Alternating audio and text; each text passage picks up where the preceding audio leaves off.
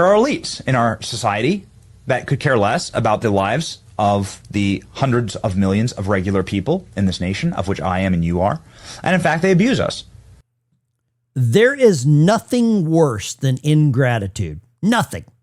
It's the ugliest of all the sins. And folks, we've just witnessed one of the most stunning, most pathetic displays of ungrateful betrayal I've ever seen in politics. That's right. I'm talking about Benny Johnson, a man who has made millions of dollars packaging and selling the MAGA movement back to itself. A man who built a media empire on the back of Donald Trump and the loyalty of his base. He took your clicks, took your support, cashed your checks, your super chats with a full bank account and a big head. He decided to turn around and try to stab the entire movement in the back. For what? For his own ego? For his own ambition? Let's be very clear about what happened. For years, the promise of exposing the rot in the Epstein case was the holy grail. It was the content that fueled channels like Benny's. It was the crusade that President Trump promised to lead. This wasn't just a story for them, it was a product. And they sold it to you every damn day. Benny Johnson has a checkered past. He was fired from BuzzFeed for 26 counts of plagiarism.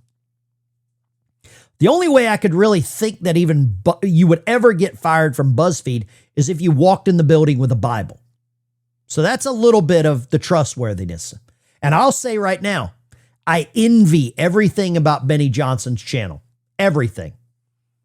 He's making a few $100,000 a month on the back of selling us these things. He's at Turning Point USA. He's making videos for the United States Army. He's all over the place. Attorney General Pam Bondi went on TV and told everyone the files were on her desk. We know that was a mistake, without a shadow of a doubt. And the stage was set. And then the Trump administration releases a memo. It says there's no client list, no blackmail evidence. Now, a loyal ally, a true believer, would seek to understand. He would use his platform to support the president, to explain the complexities. That didn't happen. What did Benny do? The man made rich by MAGA, actually flying with Donald Trump on his plane. He smelled an opportunity. And he's not the only one. But the opportunity wasn't for truth. It was for himself. So he declared a war. And his show was built on the foundation of Trump's popularity. Instantly, he became the headquarters for a rebellion. He called the administration's work a shameful cover-up. He brought on the president's own daughter-in-law to create a family drama. What would be your advice? Given this back and forth, we're just coming off of Turning Point here in Tampa. This was the topic of conversation. What would be your advice in order to take the temperature down on this issue from within the administration? He platformed Lauren Boebert, who started fantasizing about a special counsel. This wasn't journalism. This was an attempted coup.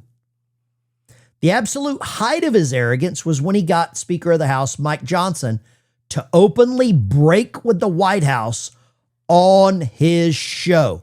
Speaker Johnson, this is sort of on the heels of something else that a lot of people are asking questions about. And because we've been lied to by our federal government for so long, I feel like there's some type of there's a pain point, right? And a pressure cooker that gets heated up on issues like the Epstein issue, right? And obviously that's something that's taken over a lot of the online dialogue. I have a question here about it that concerns either testifying or testimony for Ghislaine Maxwell, potentially before Congress, or if you would support members like Marjorie Taylor Greene or Anna Paulina Luna on the release of subpoenaing the Epstein documents from the DOJ.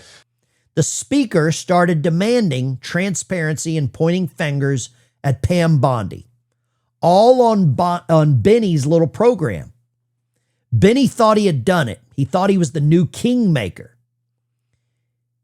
He was given this tough love, is what he called it. No, Benny, that's not it was. You violated multiple rules. You violated the trust of your viewer. You violated the trust of who brought you to the dance. And this is a man that got rich off of a king trying to steal the crown. But he forgot something. He forgot who the king is. And the king of the jungle's the lion.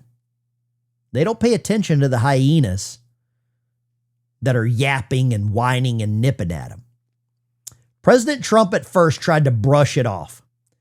But as the rebellion that Benny was leading grew louder, he did what he had to do. He went on Truth Social and he lowered the boom. He rightly identified the people attacking him as weaklings and stupid people who were helping the Democrats. And then he drew a line in the sand. You're either with me or you're with them. He told the weaklings he didn't want their support. Let that sink in. And what happened to the great rebel leader, Benny Johnson? The man who was going to hold Trump accountable. The man who had gotten so rich and powerful that he thought he gave the orders. He folded.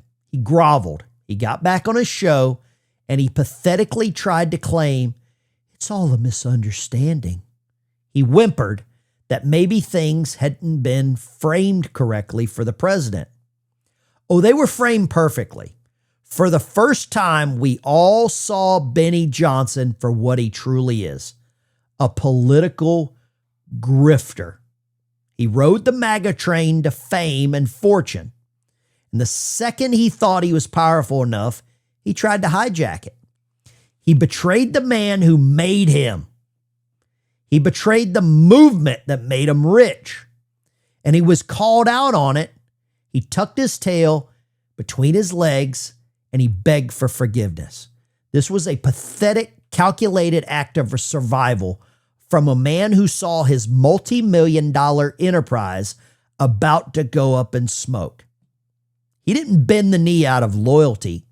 He bent the knee to protect his wallet. And let this be a lesson. There are those who are with this movement in their hearts, and there are those who are in it for their wallets and for their pockets. And Benny Johnson just showed us all exactly which one he's in. If you like this video, if you like hard truth, you're at the right place. Benny Johnson exposed himself. Under Merrick Garland, as the previous Attorney General, I didn't see Benny Johnson leading any rebellions. I didn't see him doing that under Biden. I didn't see him doing it under Obama. I didn't see him doing it under Clinton. I didn't see him doing it under George Bush. And during that time, he was working in the space. And like I said, never forget, the guy was fired from BuzzFeed for 26 counts of plagiarism. Same thing that got Joe Biden kicked out of his presidential race way back in the 80s. This is the Ben Dykes Show. Like, subscribe, thumbs up button on your way out the door. Get on the train or it's going to run you over.